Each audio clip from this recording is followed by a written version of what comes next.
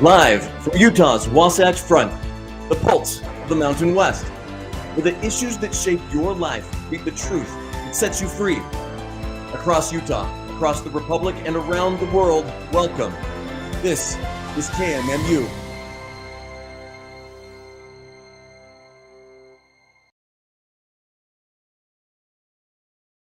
Good morning. This is Steve and Sarah. Hello. This is our inaugural kickoff to our first podcast that we're going to be doing together on KMMU. We're calling it the Sarah and Steve Show for now. And I think we actually should have a contest to name the show at some point. A contest, like a competition? Or like a call-in contest. Oh, Maybe okay. we'll give away a squirt gun or something like that. I don't know. A bottled water. But yeah, names are tough. So for now, it's just the Sarah and Steve Show, and it may end up being just that.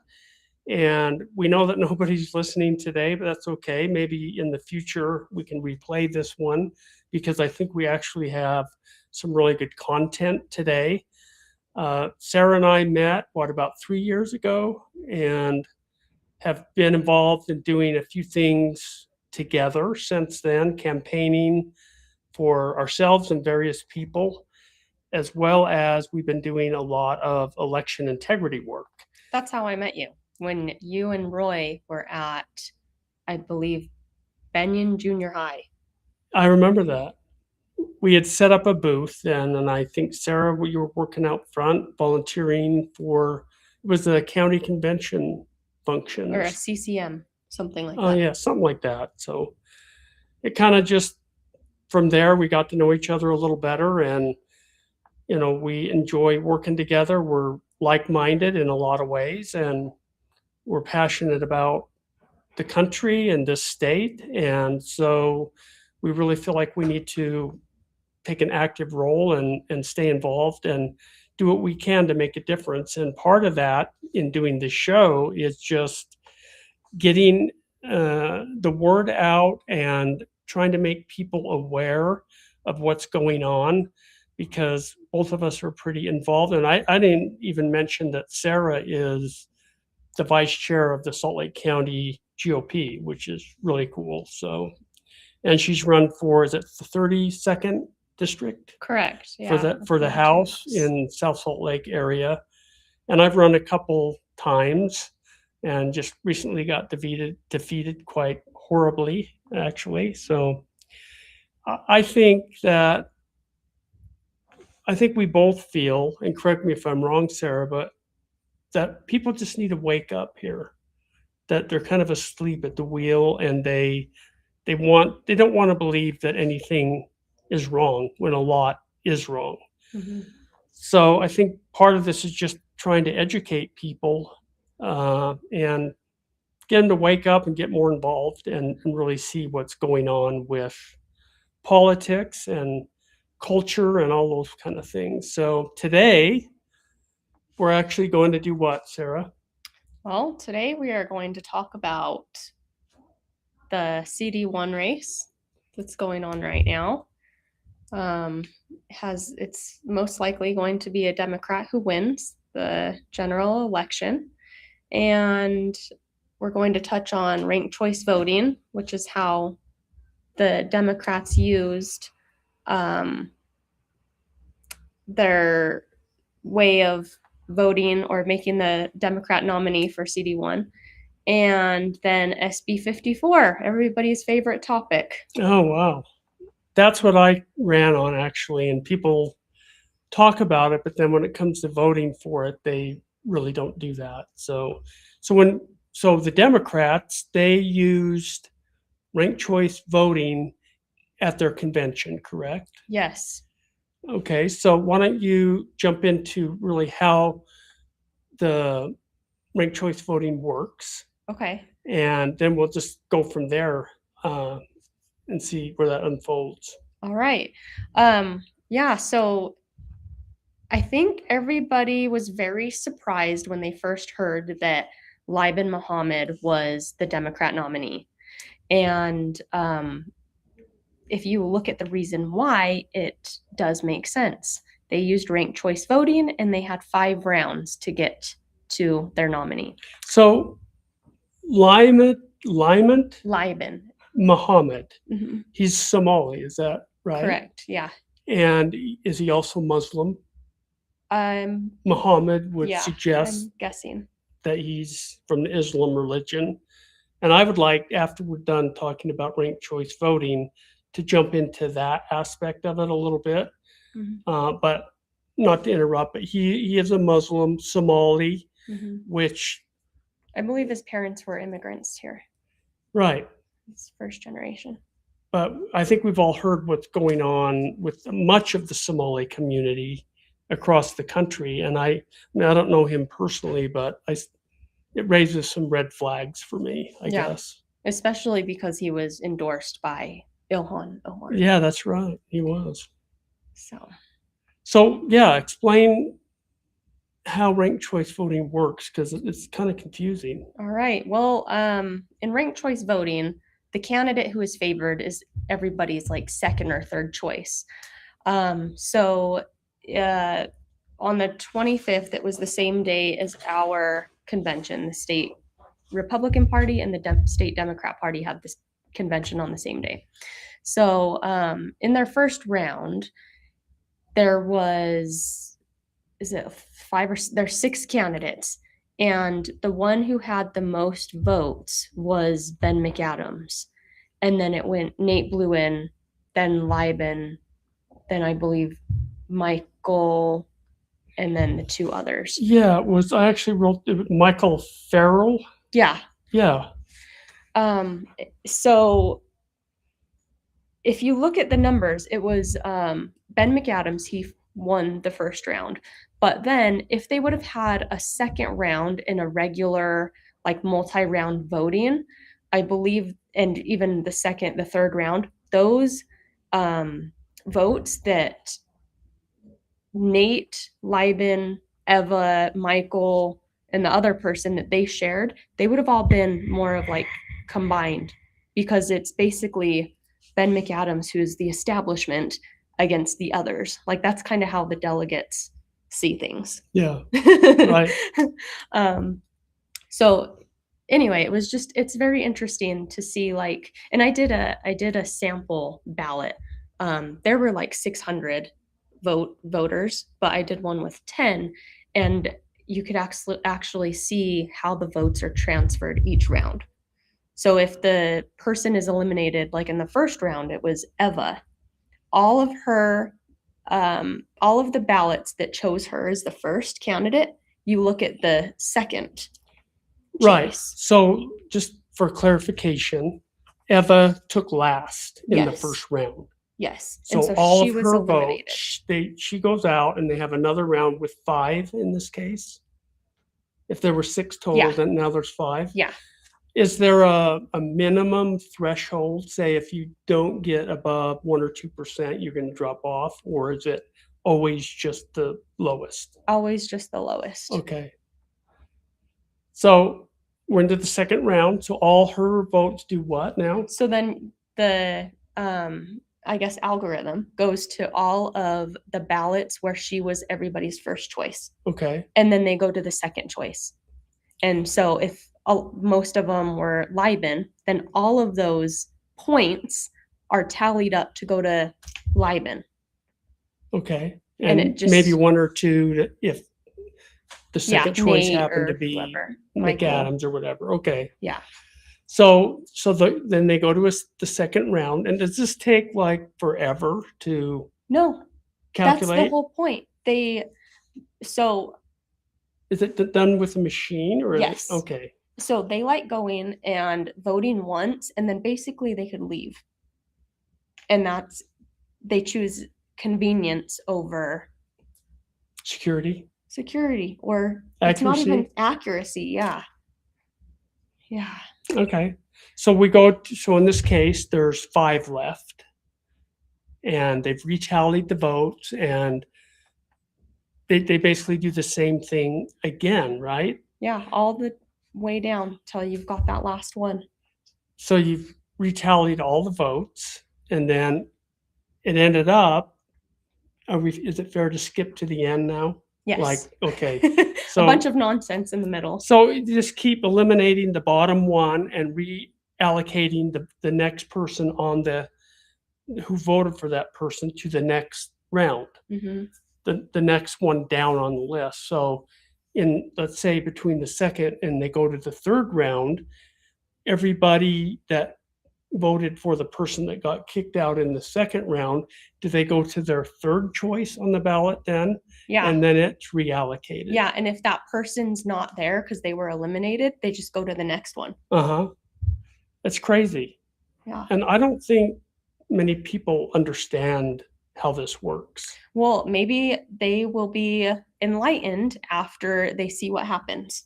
Or maybe Yeah. they are now. Maybe they're realizing it, that maybe just people are in shock that Liban won Right. when Ben and Nate had the most votes in the first round. He Right. was everybody's third choice. Right. So very few people's first choice, third most, I guess, and yet he won. And it took, if I'm mistaken, it took 5 rounds Hmm. to 5 finally rounds. come up with a winner. Yeah.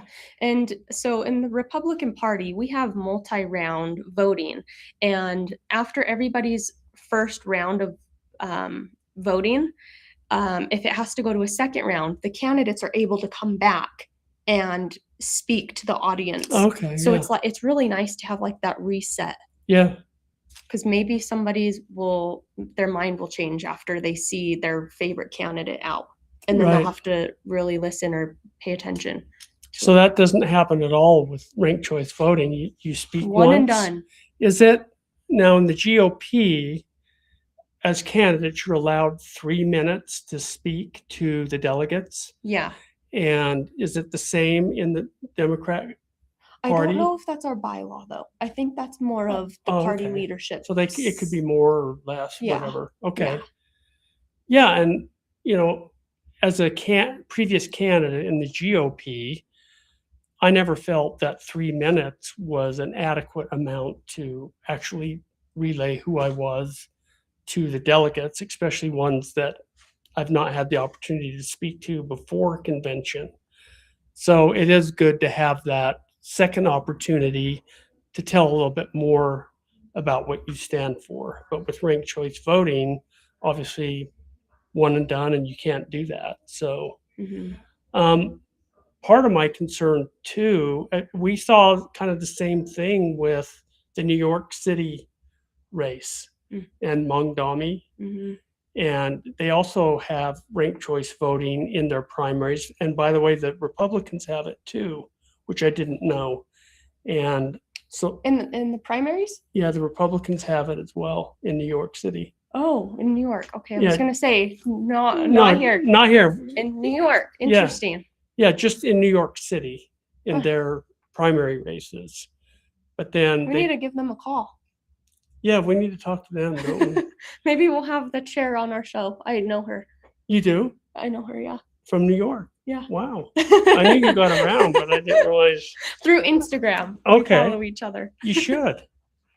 Now, the Democrat or the Republican? The Republican. Okay, you should. At least she was the no, this was in 2024. So maybe she's not the chair anymore, but that's a good first start. Yeah.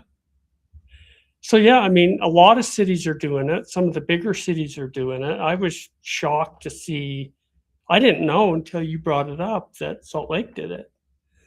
And Like the Democrats or the Democrats okay, doing it and here. so the municipal elections, like South Salt Lake, where we're at now, Right. we have ranked choice voting. I knew that. And I live in Cottonwood Heights. And when we heard that they wanted to use that, we actually got together as citizens, Roy, myself, and some others, and went in and petitioned against it, and they voted it down. So I Wow. was really happy about that. So it does work to get involved. And Sometimes you And- see what the data center, that didn't really work. no, Sometimes it does. that's a story for another day, that data center up there, especially when we're talking about all the water and electricity they're going to be using. It's crazy. It's okay if they use it, not us. Yeah, I mean, I thought we were all going to die from the lake going down and all the dust, and apparently the water that evaporates, we leave these horrible chemicals with the data centers and so forth. I don't know. We'll have to research that a little bit more, but That that's would be a good topic because I guess now they're finding out that there's fresh water under the Great Salt Lake. really, I hadn't heard that. Yeah, we'll have to talk about that. Yeah, Next time. there's so many things that we can talk about, and I'm sure that we will. But today, it was kind of a natural transition for me, at least, to say, well, look who's getting elected with some of this ranked choice voting. Mangdami, this Muhammad here, it's kind of a unintended consequence. And they're electing people that do not fit in with Western culture as it's been set up, and particularly the United States, because this country was founded on Christian principles, not Islamic principles. And I actually went through and did a analysis of why Islam cannot work here. Just fundamentally, it's antithetical to the Constitution itself. So we have people like Mandami that got sworn in on the Quran, which is absolutely a 180-degree turn from what the Constitution says.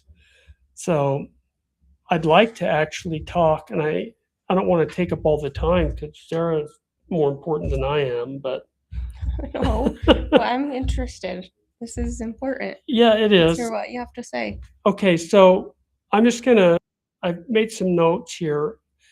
The Quran, the word Quran actually means recitation, to recite something. And Muhammad, as many of you know, started Islam back in 620 AD, so 600 plus years after Christ's birth. And he started it in Mecca, Saudi Arabia. That's where he was born. And the people there didn't take well to it. In fact, he, interestingly enough, married a Christian woman in Mecca. And he tried to get converts there for over 20 years. And it was based on repentance to try to get away from the pagan religions of the time. And he said, you've got to repent or God is going to take out his vengeance on you. But that never happened. The people there basically rejected his beliefs. He never wrote anything down. He was actually illiterate. He couldn't read or write.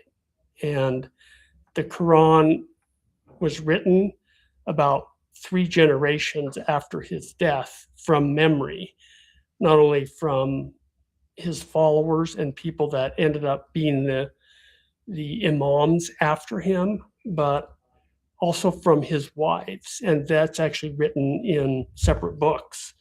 So in these recitations, it's not only the Quran, but several other books that are written based on what they learned from him.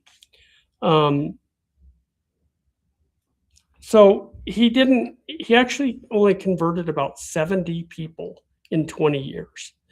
And he basically got ran out of town. So he ended up going to Medina and trying to start over there. And it took several years, but he really turned it from a repentance message to a message of, instead of God's wrath, it's going to be that God ordained people to give the wrath to other people. So he, instead of waiting for God to do something, he started becoming very militant. And that's kind of how he started. And at that point, and ever since, Islam has been a religion of militant force and submission rather than just, I'm going to tell you the story and I hope that you believe it because God's going to touch your heart. He started to say things like, we're going to cut your head off if you don't believe. And to this day, the radical Islam or Muslims believe that if you are an infidel, a non-believer, that it's okay for them to kill you because of that. That's pretty extreme. Yeah, but doesn't Israel believe the same thing? I don't think not to my knowledge, that they believe that it's okay to kill someone. I think so. I think that's what they're doing in Gaza right now. Well, you might be right that that's what they're doing, but I've never seen written documentation that God ordained that. Do you know where it would say that in the Torah? Or It would probably be in the Talmud, right? Yeah, it could be. Okay, we're gonna. So we'll have Sarah look that up, and we'll That's bring gonna that be on up our later next show. time. And it's a good point. I mean, there's an argument to be made for sure. It's very controversial at the moment whether actual genocide is going on, but it kind of seems like it is. And that's dividing a lot of people, I think, that think we should support Israel at all costs, no matter what, and others that are thinking, wait a second, do we really want to go along with this? And so anyway, so I'm going to hold Sarah to that. She's got to come up with the actual scripture. Okay, And I will. So speaking of scriptures in Islam, most of the writings are in the Quran, but they do have other books, like based on what wives' tales, we'll call it, because he had dozens of wives, and he actually had one wife as young as 6 years old. Yeah. And I'm sorry, that in any culture, in any circumstance, is just sick. Yeah. And he was having sex with girls in the single digits. I mean, that weren't even older than 10. And for me, as I've read through the Quran and other writings, that's what pretty much it's totally based on, is sex. Having sex. The men having sex with basically whoever they want, whenever they want. When they would conquest or conquer a people, Muhammad would take 1/5 of all the women for himself. And they conquered millions of people. And then he would give the other women to his warriors to split up. So you're talking thousands of sex slaves. And that's, they believe that when you die and are killed in jihad, which is holy war, that you're going to get like 70 virgin women in heaven. And so everything is based on pleasure and sex, and that you can attain that by making people submit and actually killing them if they don't believe. So did Muhammad write the Quran? No, he didn't, because he was illiterate. And he couldn't read or write. So, but he started it, like he founded the religion in 620. Okay. And so he actually, I think that's wrong. 610. So I recall, I didn't know if we were going to talk about this. Sorry. Oh, you did? Okay. But I recall that it was Jacob and Esau. They were kind of the very beginning of. It was Ishmael and Isaac. Hold on. That split off. Yeah. Hagar was the concubine of Abraham, and she had Ishmael. Okay. And then he had Isaac with Sarah, and Isaac became the Israel line, and Ishmael became the Arab. Yeah. So, and line. Ishmael was from Esau. No, Ishmael was from Abraham. He was an illegitimate son. Oh. Yeah. Oh. Okay. Yeah. Okay. And so it ended up that Hagar, the mom, and him got kicked out, but it also said that God took care of them and that God promised him the Arab line and promised Isaac the Israel line. So that's kind of how it all started. So that's kind of like the very beginning. It's the very beginning of the split. Was with Abraham, and that's where the tribes of Israel started, and then the Arab lineage And I believe started. they have the 12 tribes of whatever, right? They I believe don't 12 know that tribes. the Arabs do, but you might be right. I'm not sure about that. 12 tribes of Arabia, I don't know. But they kind of went off and they ended up in a lot of pagan type religions, like Saudi Arabia, Mesopotamia, Persia. And those are places that not necessarily Muhammad conquered, but people after Muhammad conquered. And that's when they brought in the Muslim or Islam religion. So how it started was actually in 610. It kind of reminds me of Joseph Smith, where he went off and prayed in the woods and got this revelation that he was to start a new church, blah, blah, blah. And he found the golden plates and all that. But Muhammad actually went off into a cave and claimed that it was either an angel or what they call in the Islamic religion a jinn, which is an evil spirit, like a demon, came to him and he squeezed him really hard, like literally physically squeezed him and wanted him to recite the words of the Quran. But he did this like 5 times and he still couldn't recite it. And he went home and his Christian wife was saying, oh, this might be, a sign, but was it an angel or was it a demon? And I guess it would be argued that every time an angel came to a person, at least in the Bible, the angel always said, fear not. But this particular entity never said that, and it really frightened him. And he thought it was a demon initially, but his Christian wife convinced him that it was an angel.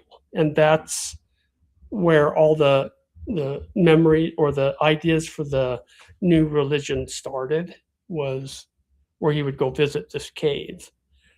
So not to belabor all that, but there were some things that I actually looked up in the Quran that Muslims believe. Whoever leaves the Islamic religion, you can kill them. And where in the Bible there's verses, in the Quran they call them surahs.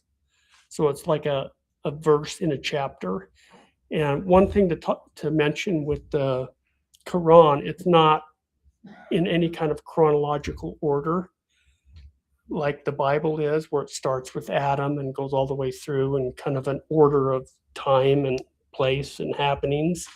This is just random. And when they first wrote it, they put it from longest verses to shortest verses.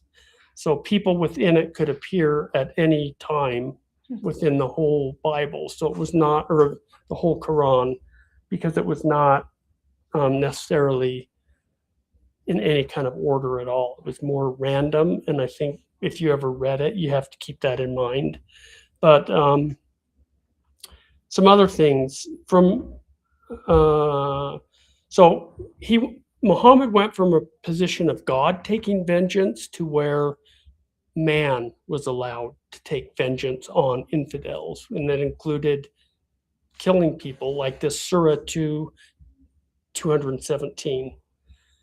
Believers are not to take Jews or Christians as friends. Surah 5:51. Infidels are those that say Christ or God is Christ. 5:17. And incidentally, the Muslims believe in Christ. They believe he was a prophet and that he'll actually be coming back one day. So basically, infidels are all non-believers, and infidels are the sworn enemies of Muslims. And that says that in Surah 4:101. Make war on infidels, Surah 9:123. Kill the unbelievers wherever you find them, Surah 2:191. And it's these kind of statements, Sarah, that really concern me, because a lot of these people are starting to take positions of authority in this country. And that's why, for me, I don't understand why our voters are voting them in if they had any basic understanding of what. I feel like there's the same thing though in the Bible. I just can't think of any scriptures that say things like that. Like that you're able to go to war for certain reasons. And so it kind of, I don't know, like I think that's the more radical people are bad on both sides. And I would totally agree with you, especially as it relates to the Old Testament. You Yeah. have wars and God ordering the killing of whole group, genocide. They go in and wipe out a people. Yeah. Just to take the land, for example. Okay, so you said something. You said that the Constitution of the United States is totally, it does not, Right. or it's not compliant, I guess, with the Quran Right. or the teaching. I did. So, here's a question. If we were founded as a Christian nation, like there's so much pagan and stuff. Even the Freemasons, like they were all Freemasons. I don't know, like they're just, I don't know if we were founded as a Christian, like a truly Christian nation.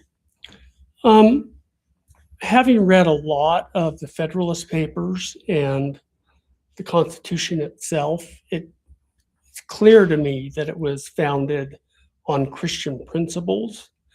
But I agree that there was a lot of the Freemasonry and things like that were brought from Europe, which to me is kind of a contradiction on some of the things that they did and do to this day. Yeah, we've got like the gargoyles and like all kinds of weird things on our buildings and statues and weird stuff. Yeah, I'm not disagreeing with you, but I do think that not every founder was a Christian. Some were deists, but I think most were Christians. And in the Federalist Papers, they actually make a lot of reference to the New and Old Testament.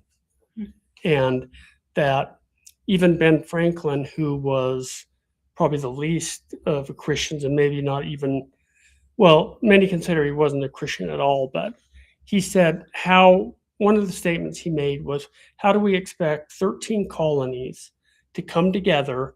It'd be like 13 countries trying to come together to make one constitution.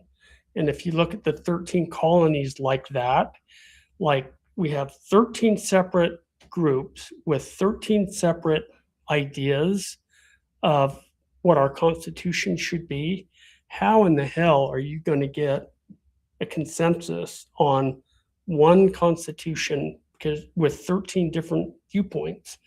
So, make a long story short, Ben Franklin said, how do we expect to accomplish this unless we pray to Jesus Christ and have him in the midst of us trying to decide what the constitution for this new country will be? So there's a lot of references like that, even from people that weren't so much considered God-fearing people. They even recognized that it was important to bring God into it, or we would never have been able to decide on anything. So, but I think that's a relevant point, and I think it's probably something that we should discuss another day at length. She's giving me some hard questions here. I didn't expect all that. So we didn't really, to be honest with you, we didn't talk a lot about exactly what we were going to do today, other just in very general terms. And I like that, actually, that it could go any direction anywhere, that we yeah. wanted it. So, but I actually went through and I made some very specific references to the Constitution and the Quran and why it's not compatible with Western civilization, and particularly the United States. I said that Muslims, and it's happening more and more as they get elected, are swearing an oath to protect the Constitution, but they're swearing it not on the Bible, but that has been historically, but now on the Quran, their chosen faith. The problem is how can you swear to defend a constitution when it's contradictory to what your religious beliefs are? Mm-hmm. And so I actually went through. So remember I said there was the Quran, and then there's a book of all his wives' recollection of what Muhammad Tales. said and did. Yeah. They call that the Wives' tales. Hadith. So that it's called the Hadith, and that's a separate book of all the writings of his wives and what they heard him say over the years. So I don't know who the author of that was. I think they're just like the Bible. There were Like books, like several. each person had their own book. Yeah, although I mean the Bible is contained in one book, just like the Quran, but there's actual separate books like the Hadith and others where different groups of people got together and wrote these. So a lot of this comes from not only the Quran but the Hadith. And it says, for example, the First Amendment entitles us to free speech, yet Islam prohibits anybody to say anything contrary to Islam itself. So it's restrictive in that way. That's one example. Non-Muslims, also in the First Amendment, is the ability to redress our government. Non-Muslims cannot redress their grievances or petition the government in any way or speak any type of hostility toward Islam. So that's really not free speech, it's limited, and that's contrary to what our Constitution says. The Second Amendment, obviously, is the ability to own and bear arms, and it shall not be infringed. And yet the Muslim does not allow non-Muslims to have weapons of defense, guns, knives, swords back then, or anything of that kind. So it's in contradiction to the Second Amendment. So I've kind of gone through, and it's almost every single amendment to the Constitution is contrary in some way to what the Quran says. Third Amendment, for example, if you remember, the third was the British troops came in and they would have their soldiers stay in the people's houses against their will. They would quarter them. So the Third Amendment was a person does not have to quarter soldiers if they don't want to. But Muslims can stay in non-Muslims' houses against their will for up to 3 days, and indefinitely if the person claims they're sick. So it's in contradiction to so many different amendments. The Sixth Amendment guarantees us the right to impartial jury, and the Seventh Amendment is a right to trial. And yet Muslims do not give non-believers equal standing with Muslims, and even prevents them from testifying against Muslims. So it's contradictory there too. 14th Amendment, equal protection under the law, yet the Quran does not consider non-Muslims equal to Muslims. So basically you can see the contrast, and those are just a few examples. I mean, I could go on and on. And just some facts about what Islam means. Literally, it means submission to the will of Allah. And a Muslim is someone who submits to the will of Allah.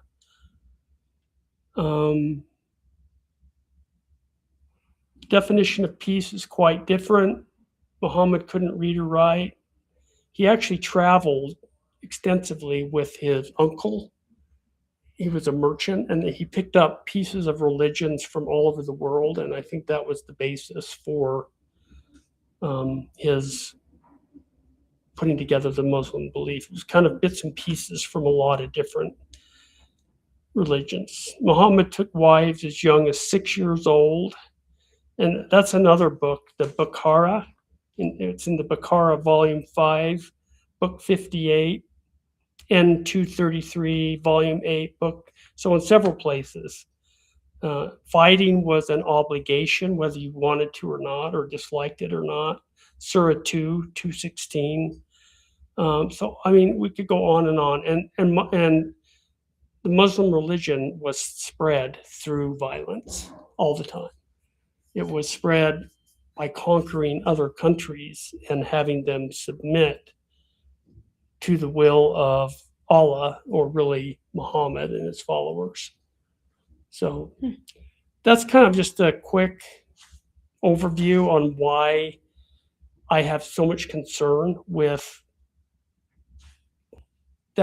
this ideology taking root in this country, because it's contrary to what we believe here and what this country was founded on. Whether you want to argue it's founded on Christian principles or not, it's contrary to what ultimately came out in the Constitution. Like, what can't somebody who doesn't believe in the Bible, Holy Bible, can't they say that that is not constitutional? That it does not go with the Constitution? They could point out specific stories. They could point out the scriptures. Like, is it just because we are Christians that we are like, okay, yeah, this is how it is? Or are we cherry picking right now by looking at all these? No, I would say take religion totally out of it. If you have, and a lot of people argue that Islam really isn't a religion, it's more of an ideology. It's a political system. It's really more involved with politics than religion, because they, like Sharia law, you've heard of that. They make the laws for the country, where here we try to keep that separate. I don't think we do. Like, look at Israel. The Epstein files came out, and there's all these Israeli people being pedophiles. Yet we support Israel. Right. And I would say that, yeah, you're right. There are a lot of Israelis that are pedophiles. But I would say there's a lot of everybody that's of every creed, religion, color, race, but it's like ethnicity. Okay, so Hitler's book. Mm-hmm. He talks about specifically the Jews being the problem. Right. And he says that they have they are the ones corrupting the minds. The whole thing with the LGBTQ stuff, mm-hmm. homosexual, being perverted. Right. And the money, like the control, the greed. This is where you have to separate what God wants them to do and what they actually do. That's totally different, because what they actually do, I would argue, is contrary to what they're supposed to do.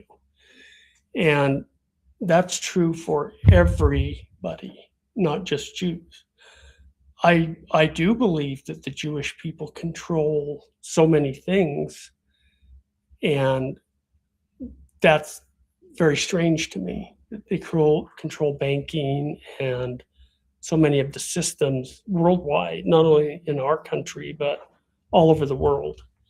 But it's not unique to them, for sure. And I don't think it is I think that when we say we're not releasing the Epstein files, I think that is unconstitutional. I think we are breaking our own Constitution. That doesn't mean the Constitution isn't still right and the guideline that we should follow. It means that the people that we've elected to those positions are not constitutionalists. They believe in their own self-preservation over what the Constitution says. I think it would be really cool if we could find a Muslim person and have them on and I- and present this and see what they say. I would love to. I would. Okay, do you know any Maybe we Muslim? can get Any Muhammad Muslim? on there. That Do you would think be- he'd come on? I don't know. Maybe as a candidate, but I don't think he would come on as like to explain his or to share what they believe. I know a few Muslims that might. Do you know any? Well, I know some, but I don't know if they would be like, I don't know If they they'd would be talk about it. Yeah. Because for somebody to go on a show, they have to be like really confident in Right. what they believe. So I don't True. know. And I would also say this, it's not fair to say that every Muslim takes what is written in the Quran literally. In fact, there are more moderate Muslims that have actually come out with written statements that they don't believe some of the things that I've read, like that it's okay to kill somebody for not believing. I have trouble taking things that are written in the Bible literally. Like the whole Jonah and the well thing, that's always kind of bothered me, or why God would inflict such torment on somebody like Job. And there's so many examples in the Bible of where, like, wow, were they trying to just show an example but that really happened or not, or I don't know. And I know that there's moderate Muslims too, that not all of them believe in Sharia law, which is literally taking the Quran word for word. So there's more moderate ones for sure. So do you want one that's Sharia or moderate? Either. Yeah. Hi, guys. It's Mr. Producer. Hello. Hi. Do you want to say something? I do. I want to let you know that you are listening to Steve and Sarah on KMMU, Mainstream Oh, Media. wow. We're live on X, we're live on YouTube, we're live on Rumble, and our website, kmmu.org. Find us on your favorite platform. You can just search KMMU. Like, share, and subscribe. And thanks for listening to Steve and Sarah. I sent you a private chat, but you didn't see it. So I'm just jumping in and giving you a station ID. Okay. Okay. When you otherwise carry on. all right. Thanks, Dwayne. Well, hey, do you have any questions? You can be our caller. I don't. But this is all very fascinating and it's complicated. Okay. So, and you know, there's going to be a big debate about it. There always has been for thousands of years. But it's interesting. And bringing it to our. Go ahead. Oh, I thought you weren't done with that statement. Especially here in Utah. What do you mean by that?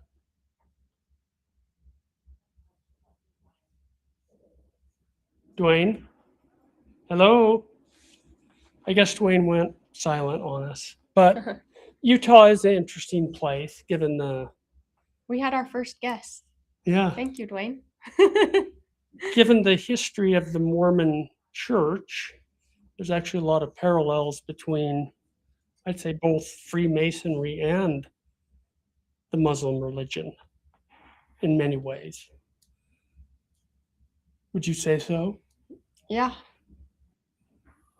I think it's really hard to be a Republican in Utah, especially in Salt Lake County. Well, the Mormon Church before Utah was a state was they were like the Democrats. How so? Oh gosh, okay. The two parties, it was the People's Party and the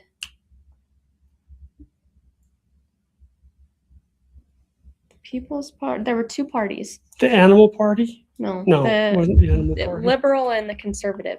And the conservatives wanted to get rid of like the polygamy.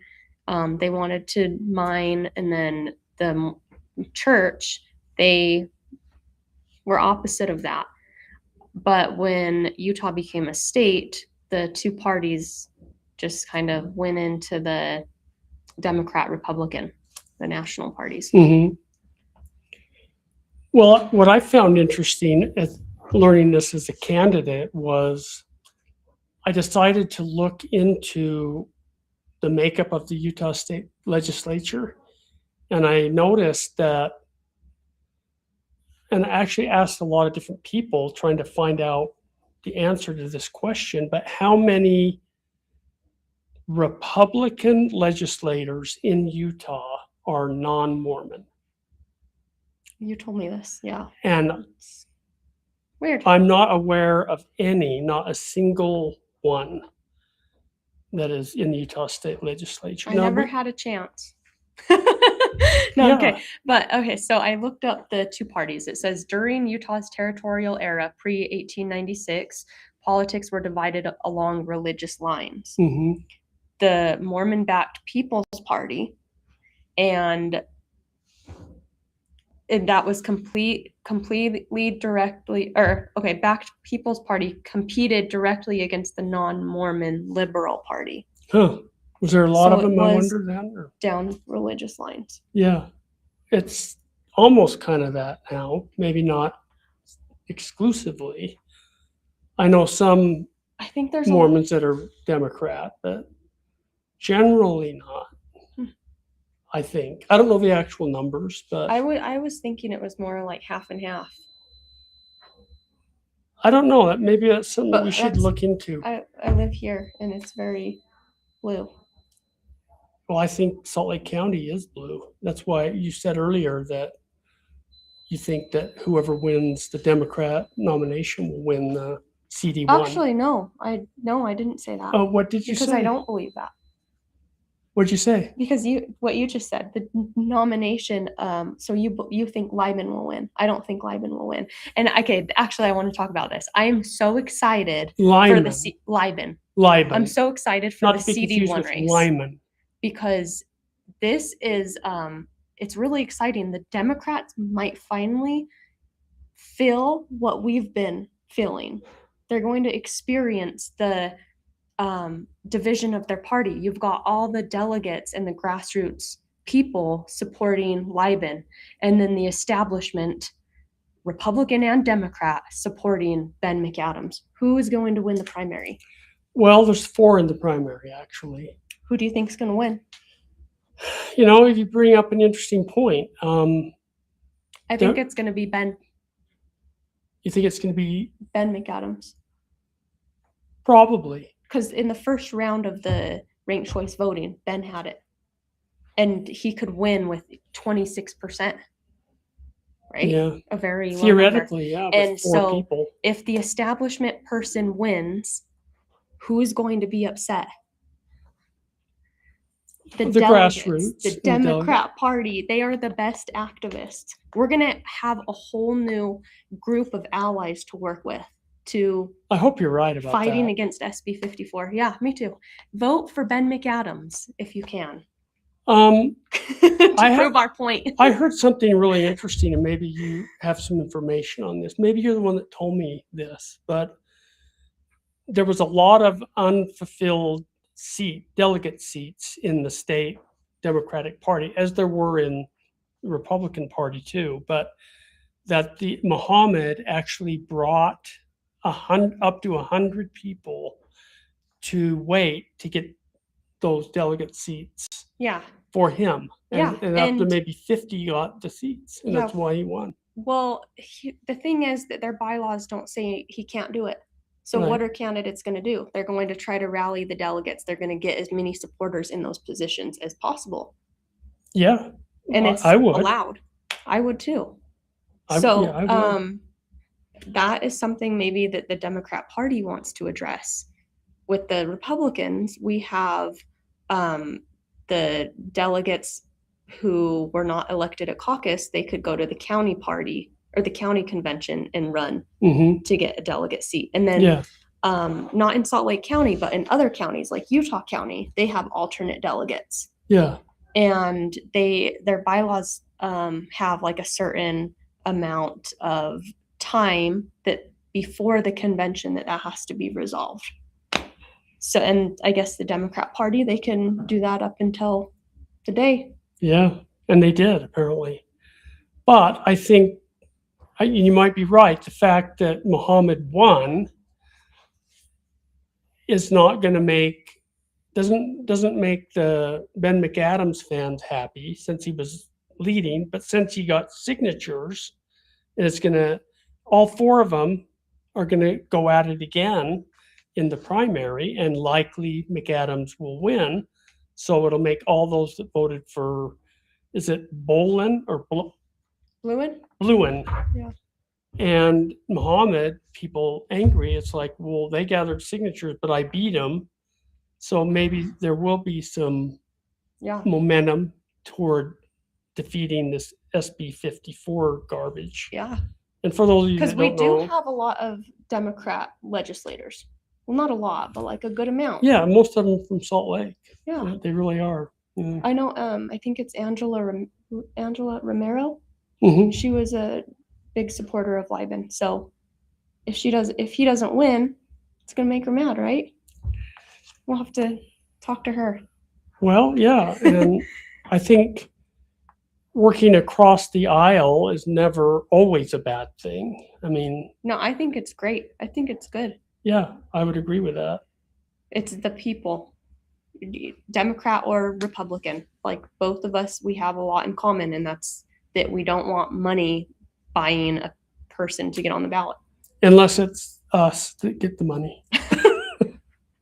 Then we're all for it. And that's kind of the way it works, unfortunately. But yeah, I mean, money and NGOs decide so much in our state and every other state. And I'd like to see limits put on all of that. But SB 54 definitely has to go. That's a show for an entirely different day. It's something that Sarah's worked really hard on getting rid of, because she is actually the one that put the Salt Lake County caucus and convention together. Not the convention, the caucus. The caucus. Well, I'll brag about that. Okay, well, I kind of tie them together, but you're right, it's a separate thing. And it's a good system, but when people can override it by getting signatures, it makes it pretty much inconsequential, I think. So that's something that we need to all fight against. And Well, Yeah. and like, it just seems like Ben McAdams, I'll be very surprised if he doesn't win, because what's something that we have found in the elections? I'm getting tested here. It's a question. What is something that we have, say it again? Yeah, cheating, fraud.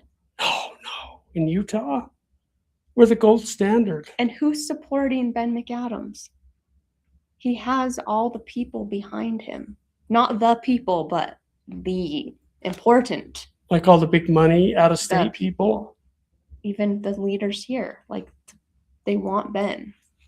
You think that, like, He's controllable. do you think like even Cox and Oh yeah, for sure. those people want Ben McAdams? Oh yeah, Okay, why? he's 'Cause controllable. You think they can control him, but not? Ben will speak about the things he needs to, like Trump and abortion. But those things are like, cares. Like, go ahead and say it. Well, they all say things that Yeah, they they don't can- believe or do. Yeah. But he wouldn't say anything about, say, corruption in Utah. No, I guess he wouldn't. No. But who would? Nate would. Nate has. Yeah, And why Kathleen did- Reeby would. I was shocked she dropped out and actually endorsed Ben McAdams. When I've actually personally, she was a former candidate and dropped out But she has talked to me personally about the cheating in Utah and felt that she has been personally cheated by the system. So I know they're out there. My concern is just on a national scale, the control of the House and keeping that so they don't just, so the next 2 years isn't just trying to impeach Trump. I don't even see the difference, Steve. What's the difference between having a Republican or a Democrat as president? Tell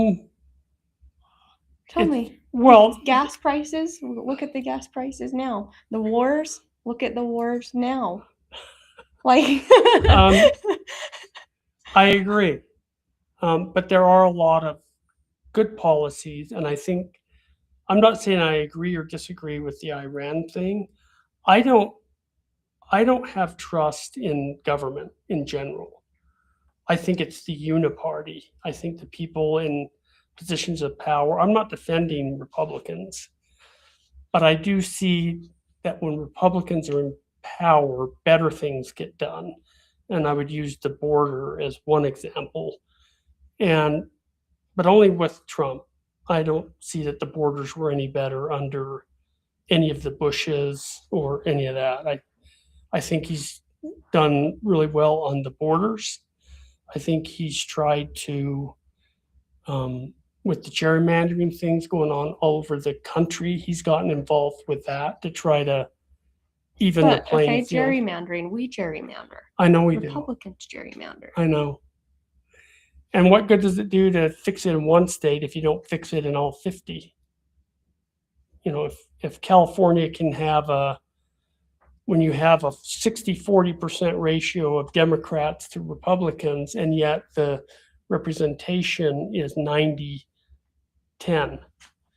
that's not fair representation. And to be honest with you, as it relates to Utah and what's happened here, I think we probably have 25% Democrats, would you say?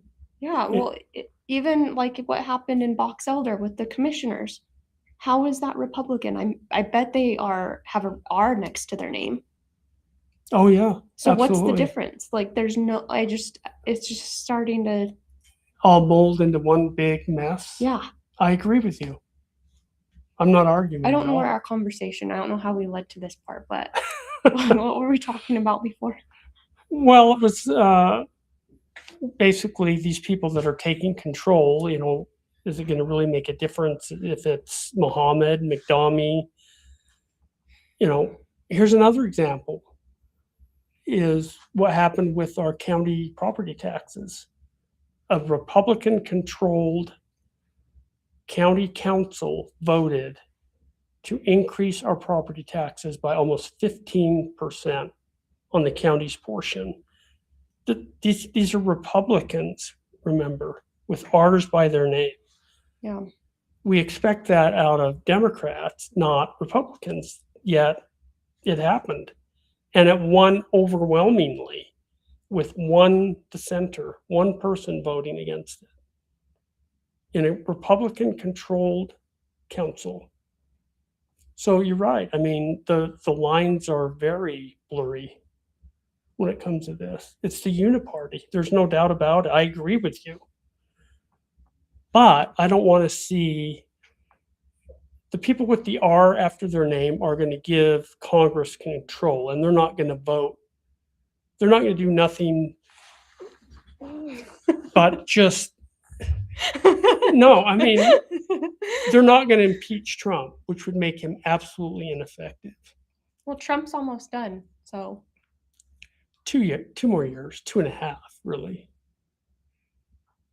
But you're right. I mean, okay. And who? I can name a lot of differences. After Trump, who are we going to have? Vance? Unfortunately, probably. Yeah, that's going to be. I think he's terrible. That's going to be terrible. I think he's way more establishment than we think. A lot of people think. I've looked into him. Yeah. He's very. All right. Well, that's it. We're not going to do any podcasts. It's just kind of a waste of time, I think. And just kidding. We're going to keep fighting, actually. But there are some differences, and then so many things that we think are different that are just the same. I agree with you. I And- guess like it would be different though if we had the caucus convention everywhere. If we had that here and not the signature gathering. And like even if we had the like what they're trying to avoid would be like the Liban going against Riley Owens or whatever. Like it would give both parties a fair chance. And even though we'd have to be willing to say, okay, like this, like Liban might be our congressperson with the convention path, then we got to trust the delegates. Really? I think the delegate choices of the Democrat and the Republican, I think they would be better than the establishment. I do too. And people would be able to see the differences. They would live through the term and say, okay, I don't like this or I do like this. Because how are we going to fight for the caucus convention system and say the delegates no, but then we can't say, but not the Democrat delegates? Like they're. Well, no, I would think that would be universally true, Democrats and Republicans. I'd like to see better participation. I mean, I felt like a lot of there was on an off year, it's tough, and there is also infiltration issues where Democrats sign up to be Republicans and then become delegates.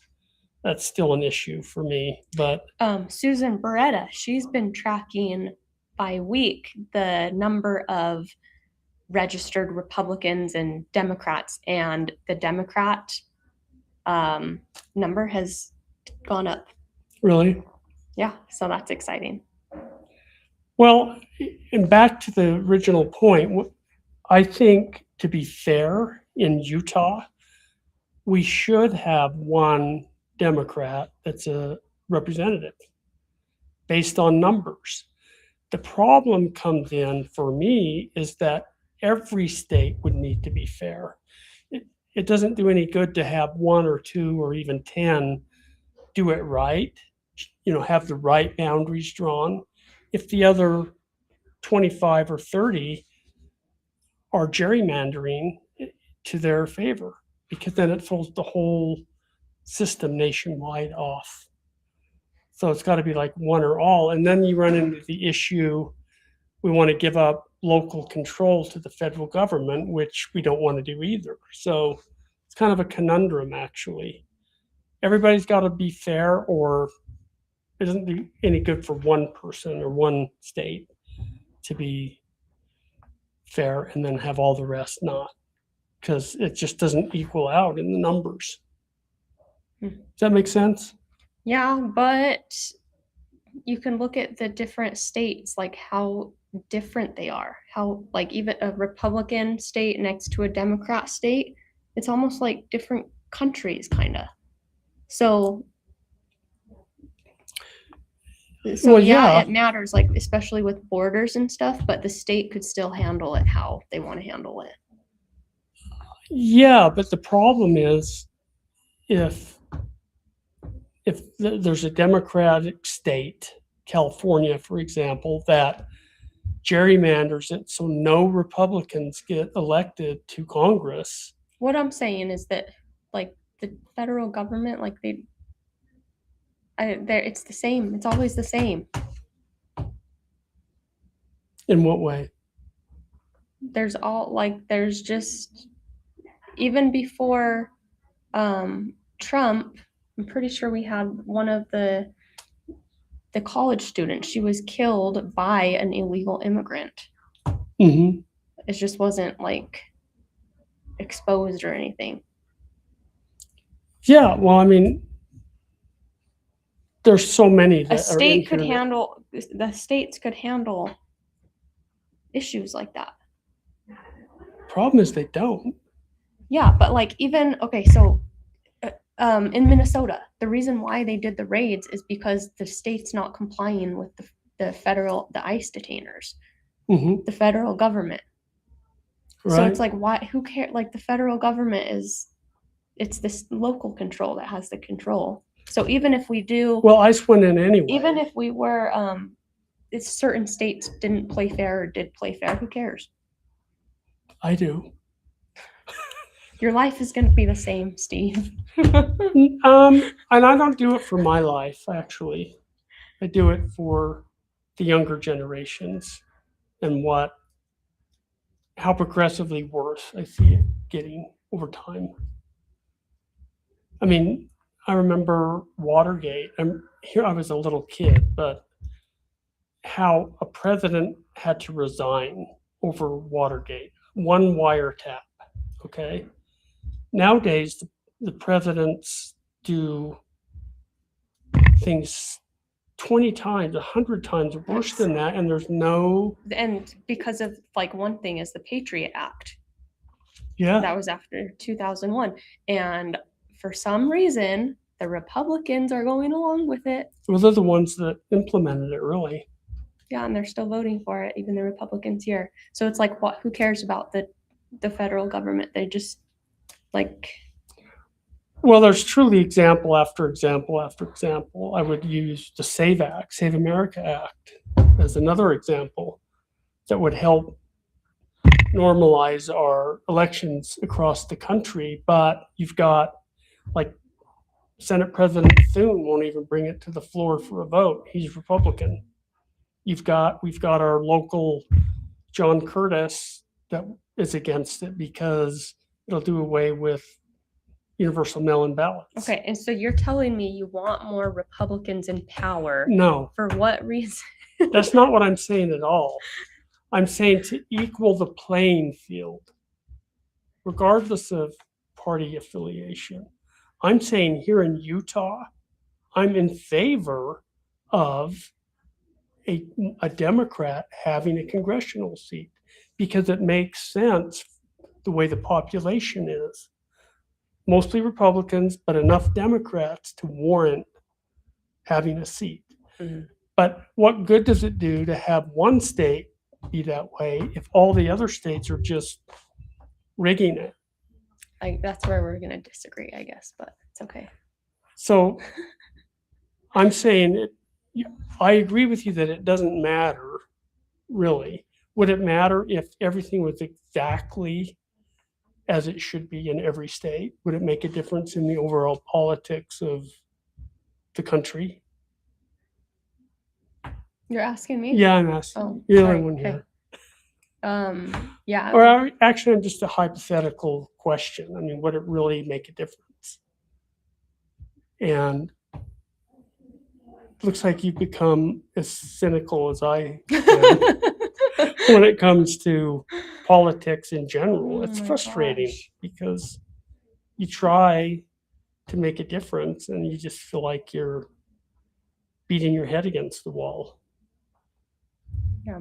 It would be easy to just, like so many people do, they just worry about their own little lives. But I know Sarah's like me, and that we wouldn't feel good about ourselves if We just complain and be annoyed and then keep doing the same fighting. So, Well, no, we're doing more than complaining now. well, and we fight for our beliefs, but we still complain and get annoyed and irritated.